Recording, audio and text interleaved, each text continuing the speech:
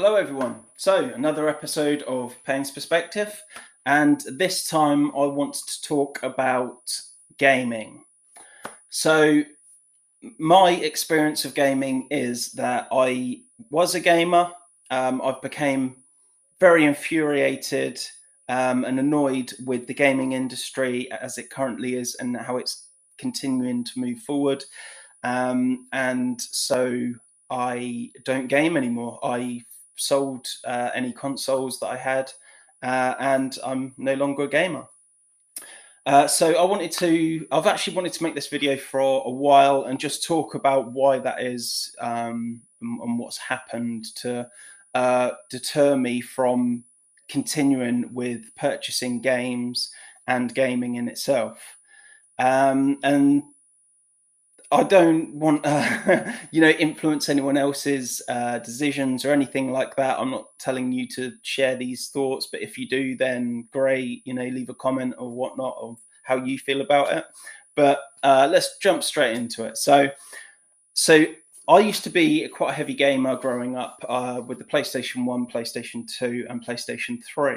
All of the Crash Bandicoots, Need for Speed, um, Tomb Raider, all these games, GTA, all these games were fantastic works of art, and they were very enjoyable. They were games that you knew that you could buy them, get them home, play them, enjoy them. Yeah, and it's a very simple concept, but with modern gaming, that has changed dramatically for several reasons.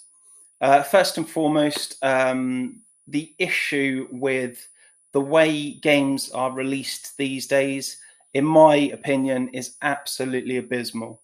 The amount of times that it will come up on my feed or notifications that a game has been released and it's just a glitchy nightmare. And it's 9 times out of 10, it's unplayable for a good few months, um, having purchased that game. Now, for me, that's a big hell no. That does just annoy the hell out of me. I'm not willing to do that. My time, to be honest, is too valuable to just sit there and just play a game that's glitching or play a game that I know that I can't proceed with and conquer and complete, because it's unfinished. And I think I do hope, I don't want to influence anyone, but I do hope that sooner or later gamers will take a stance on this and uh, basically do these companies out of pocket, because that's the only language they understand, and just say we're not going to buy these games until they are released finished. For instance, one of the things that used to be a joy to have would be the first release sort of special editions, and these days it's you can't commit to that because you know that it's going to be a glitchy nightmare. It's especially concerning when you don't hear any reviews of those games that are now on release as a pre-order, and you just know that you're going to get it home. It's you're going to be sitting there with the controller in hand, 50-50 in your mind. Is this going to work? Is it not going to work?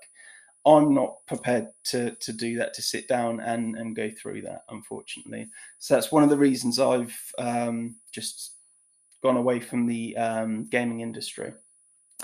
Another reason is microtransactions. Again, when I was growing up, the games that I was used to, they had a beginning, a middle, and an end. And throughout that journey, you've already paid for the game. You've already paid for that product in its entirety.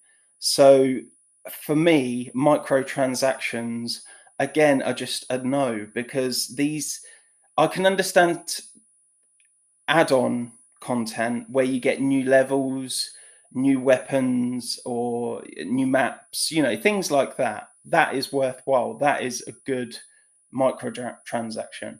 But these days, it's all gone into just microtransactions for everything, for skins, for tags, for dance moves, for certain players.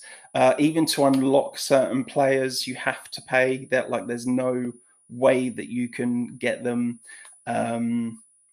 through playing the game. Again, second reason that I can't deal with gaming anymore. Third reason is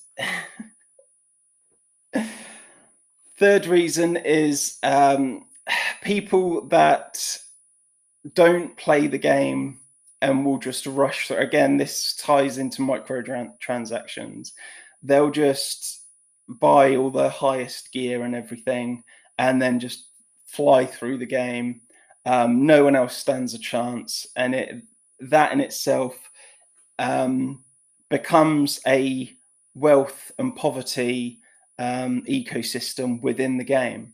Now, we obviously have a big problem with the distribution of wealth throughout the world. And so I don't want to go on a game and experience that all over again in the virtual world.